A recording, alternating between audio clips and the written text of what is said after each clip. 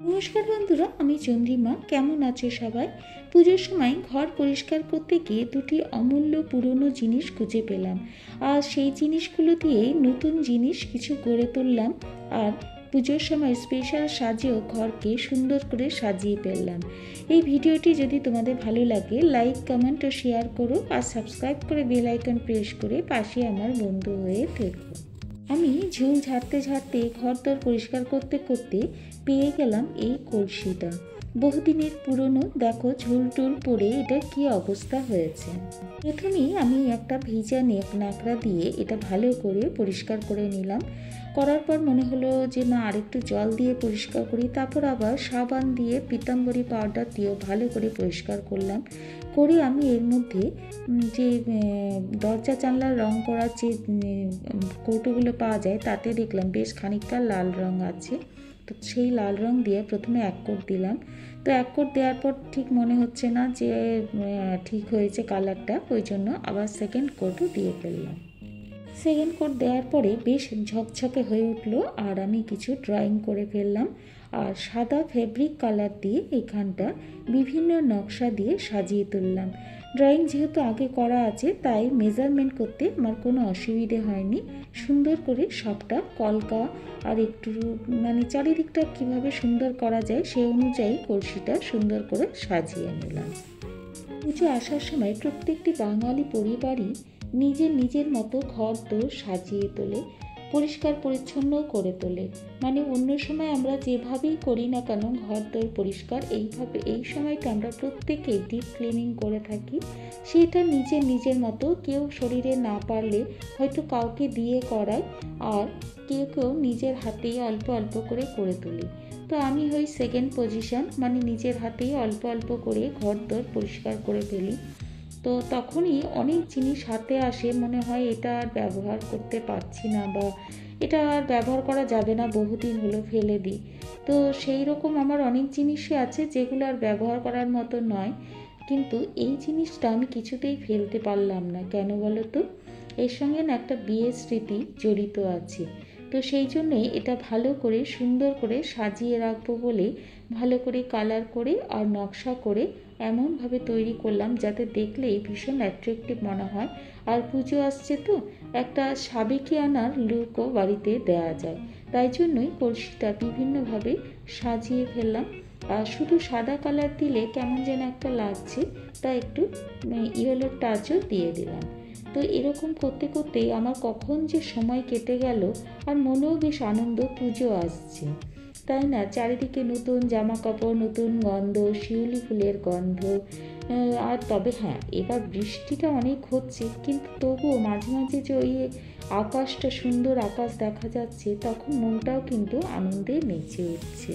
পুজো আসছে এই সময়টা বিভিন্ন কথা ভীষণভাবে মনে পড়ে যায়, আর মনটাও বেশ আনন্দ লাগে। আসছে, মা আসছে আমাদের গৃহে। তো দেখো, তোমাদের সাথে কথা বলতে বলতে আমার কমপ্লিট হয়ে গেল। এবার কমপ্লিট করেও লাস্টে দেখো একটু হলুদের টাচ তোমাদের বললাম দিয়ে দিচ্ছি। তো এরপরে যে জিনিসটা তোমাদের দেখাবো, সেটা দেখলে তোমরা অবাক হয়ে যাবে যে এটাকে কি করে দিদি নতুন জিনিস করবে। তো আমার প্রচেষ্টা চালিয়েই যায় যে পুরনো জিনিসকে কিভাবে নতুন করে করা যায়। তো দেখো কমপ্লিট। এরপরে দেখো, হ্যাঁ এই টুলটার কথা বলছি, উই ধরে গেছে। উই এখন নেই, কিন্তু উই ধরে যে কাঠগুলো নষ্ট করে ফেলেছে, সেই জায়গাগুলো আমি কি করি, রেখে তো ফেললাম, চ্যালেঞ্জ তো নিজের সঙ্গে নিয়েই ফেললাম। তাই প্রথমে স্যান্ড পেপার দিয়ে এটা ভালো করে ঘষে নিলাম। ঘষার পরে আমার ব্রাশ ছিল, সেই ব্রাশ দিয়েও এখানটা ঘষছি। ওখানটা কীভাবে করব আমি নিজেও ঠিক বুঝে উঠতে পারছি না। তারপরে যে ব্রাশটা দিয়ে ভেতরের ময়লাগুলো পরিষ্কার করেছিলাম, তার পেছনের পোর্শনটা দিয়ে ঠুকে ভেতরে যদি কোথাও উই থাকে, কিংবা ওই কাঠটাও যদি পচে থাকে, তাহলেও বেরিয়ে আসবে বা ফুটো হয়ে যাবে, সেই মতো পেছনের পোর্শনটা দিয়ে ঠুকতে থাকলাম। দেখলাম যে না, কাঠটা বেশ শক্তই আছে, কোনো দিক থেকে নরম বা নষ্ট হয়ে যায়নি। তো এরকমভাবে পরিষ্কার করার পর চারিদিকে ফুটোগুলো ক্লিয়ার করে দিলাম এবং কাঠটা যথেষ্ট শক্ত, মানে আমি একটুও ভাঙতে পারছি না কোনো দিকে যে একটু ভেঙে ভালো করে কিছু করব, তো সেটা করতে পারছি না। ভালোভাবে চারিদিকটা পরিষ্কার করার পর এখানে কাঠের গুঁড়ি আর ফেভিকল দিয়ে এইভাবে মাখিয়ে নিয়েছি। এই কাঠের গুঁড়ি তুমি পাবে যে কোনো কার্পেন্টারের কাছে বা যেখানে ফার্নিচারের দোকান আছে সেখানে বললেও ওরা দিয়ে দেবে। তো আমি অনেক খুঁজে পেতে এটা বার করেছি এবং ওদেরকে জিজ্ঞেসও করেছি যে আমি যে প্রসেসিংটাতে করছি সেটা কি ঠিক। ওরা বললে একদম ঠিক, আপনি ঠিক ভেবেছেন। তো সেই জন্য ফেভিকল বেশ ভালো পরিমাণে, যেমন আটা মাখে ঠিক সেই রকমভাবে ফেভিকল আর কাঠের গুঁড়ি মিক্সড করে নিতে হবে। মিক্সড করে নিয়ে এইভাবে ভালো করে দিয়ে তারপরে আমার কাছে পাত্তিটা ছিল, যখন বাড়িতে কালার হয়েছিল তখন ওরা আমাকে এটা দিয়ে গিয়েছিল। আর এটা হওয়ার পরে শুকনো কিছু কাঠের গুঁড়ি ওপর থেকে এইভাবে চেপে চেপে দিয়ে নিলাম। দেওয়ার পর পুরো একটা দিন আমি পুরো ছেড়ে দিলাম, এরপর কোনো কাজ করলাম না। একটা দিন পুরো শুকিয়ে যাওয়ার পর আবার ওই স্যান্ড পেপার দিয়ে ভালো করে এখানটা ঘষে নিলাম। ঘষার পর ভালো করে পরিষ্কার করার পরে এখানে আমি হোয়াইট কালারের প্রাইমার ছিল আমার কাছে, তো সেই প্রাইমারটা দিয়েই আমি কাজ শুরু করে দিলাম। কারণ নতুন কিছু কিনতে গেলে সেই তো আবার অন্যরকম ব্যাপার, পয়সা খরচের ব্যাপার, আর আবার যেতে হবে আনতে হবে, এইটাও একটা মাথার মধ্যে কাজ করে। তো হোয়াইট প্রাইমার ছিল, তো সেটা দিয়ে আমি ভালো করে চারিদিকে কালার করে নিলাম এবং চারিদিকে কালার করার পরে যে ভেতরে কোনো দিকটা যেন দেখা না যায় সেই মতো একবারে কোথাও কালো বা মানে পুরনো কাঠের যে চেহারা সেটা যাতে ফুটে না ওঠে, চারিদিক দিয়ে ভালো করে নিজের মতো করে কালার করে নিলাম। তারপরে একটা ড্রয়িং এঁকে নিলাম ওপরে, ড্রয়িং দিয়ে এবার ফেব্রিক কালার দিয়ে আমি এটা আস্তে আস্তে তৈরি করতে থাকলাম। আর এখানে আমি একটা ফিশের মোটিভ আঁকছি। তো সেই ফিশের মোটিভটা আঁকতে গিয়ে ভাবছি যে ঠিক করছি তো, কারণ একটু তো এবড়ো খেবড়ো আছেই, তোমরা কতটা বুঝতে পারছো আমি জানি না, কিন্তু মোটামুটি একটু এবড়ো খেবড়ো আছে, একবারে প্লেন কাঠের মতো তো হয়ে যায়নি। কারণ কাঠটার কী অবস্থা ছিল সেটা তোমরা নিজের চোখেই দেখেছো, একবারে প্লেন হয়ে যায়নি। হয়তো কার্পেন্টারের হাতে পড়লে হয়তো আরও একটু ভালো ফিনিশিং হতো, কিন্তু আমি তো স্যান্ড পেপার দিয়ে যতটা পেরেছি নিজের মতো করে ভালো রাখার বা ভালো করার চেষ্টা করেছি। তো এইভাবেই আমি একটা দেখলাম যে খুব সাধারণ একটা মাছ এখানে আঁকি, যেটাতে আমার কালার করতে সুবিধা হবে আর জিনিসটাও ভালো করে এখানে ফুটে উঠবে। তো সেই ভাবনা থেকেই আমি এখানে ফিশের মোটিভটা এঁকেছি। তো দেখো এইভাবে করেছি। আর লাল কালারটা এখানে কেন দিলাম, সাদার সঙ্গে লাল কালারটা ভীষণ যাচ্ছে আর ভালো লাগছে বেশ চারিদিকটা। আর চারিদিকে দেখো এইভাবে একটু নকশা করে দিয়েছি যাতে কোথাও ফাঁকা না লাগে। তো নকশা চারিদিকে করার পরে এরপরে আমি পায়ার দিকে যাব, কারণ পায়াগুলোকে সুন্দর করে সাজাতে হবে, পায়াগুলোও দেখতে যেন ভালো লাগে। তো সেই জন্য ওপরের দিকটা শুধুমাত্র সাজালেই হবে না, পায়ের দিকটাও এবার চলে গেলাম।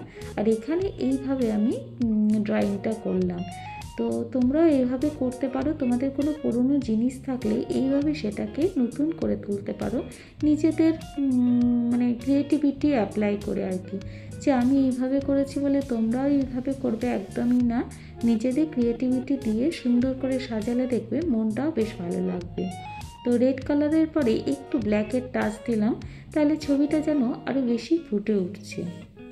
সব জায়গাতেই একটু ব্ল্যাকের টাচ দিচ্ছি।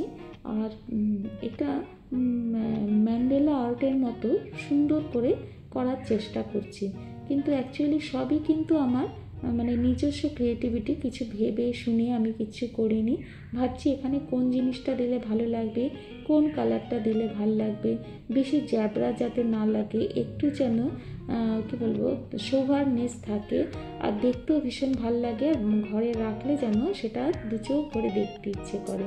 তো দেখো আমার জিনিসটা পুরোপুরি কমপ্লিট, চারিদিকটা পরিষ্কার পরিচ্ছন্ন করে এইভাবে কালার করেও একটা পুরনো জিনিসকে নতুন করা যায়, তাই না বন্ধুরা, কী বলো তোমরা? আর জিনিসটা কেমন হয়েছে, তোমাদের কেমন লাগলো অবশ্যই আমাকে কমেন্টস করে জানিও। আর যদি আমার কিছু ভুল হয়ে থাকে সেটাও আমাকে ধরিয়ে দিও। তো দেখো এইভাবে দেখো আমার টুলটা পুরো কমপ্লিট হয়ে গেছে। আর পুজো আসছে তো একটু লাল সাদা টাচ থাকলে বেশ সাবেকিয়ানার ব্যাপারটা থাকে, সেই হিসেবেও আমি কিন্তু টুলটা তৈরি করেছি। তো দেখো পুরো এইভাবে কমপ্লিট করেছি। করার পরে ভাবছি এটাকে কোথায় সেট করব, কোথায় সেট হলে ভালো লাগবে আর জিনিসটা সুন্দরভাবে প্রকাশ পাবে। তো এই ভাবনা ভাবতে ভাবতেই দেখলাম কলসিটাও হয়ে গেছে আর এটাও হয়ে গেছে। এই দুটো দিয়ে আমি পুজোর জন্য স্পেশাল কিছু তৈরি করি, যেটা দেখলে মনটা মনে হবে হ্যাঁ পুজো তো এসেই গেছে। তো পুজো আসছে বা পুজো এসে গেছে, এই ভাবনাটা থেকেও কিন্তু আমার এই দুটো জিনিসকে নতুন করে তোলার একটা চ্যালেঞ্জ ছিল নিজের কাছে নিজে। বেশ সময় লেগেছে, যতটা তোমরা তাড়াতাড়ি দেখেছো ঠিক ততটা নয়, বেশ সময় লেগেছে, কিন্তু আলটিমেটলি আমি একটা পুজোর নতুন সাজ দিতে পেরেছি বাড়িতে। কেমন লাগলো জানিও অবশ্যই। দেখো টুলটার উপরে এইভাবে আমি কলসিটা রেখেছি আর চারিদিকে এইভাবে ফুল দিয়ে দিয়েছি, আর্টিফিশিয়াল ফুল। আর তার উপরে দিয়েছি আমার কেনা একটা পদ্ম ফুলের এইরকম তোড়া আর কি। কেমন লাগছে অবশ্যই জানিয়ে। এই পদ্ম ফুলটা আমার কেনা ছিল, কিন্তু কোথায় এটাকে রিপ্লেস করব সেটা কিন্তু আমি ঠিক ভাবিনি। কিন্তু দেখো পুরনো জিনিস খুঁজতে খুঁজতে কীভাবে পুরনো জিনিসের মধ্যে নতুন জিনিস আটকে গিয়ে সুন্দর করে একটা জিনিস করে উঠেছে। সাবেকিয়ানা ফুটিয়ে তুলেছি সাদা ও লাল এই দুটি কালার দিয়ে। আর পদ্ম ফুল তো মায়ের খুব প্রিয়, সেই জন্য এখানে পদ্ম ফুল দিয়ে সাবেকিয়ানাটাকে সুন্দর করে সাজিয়ে তুলেছি। টাটা বন্ধুরা।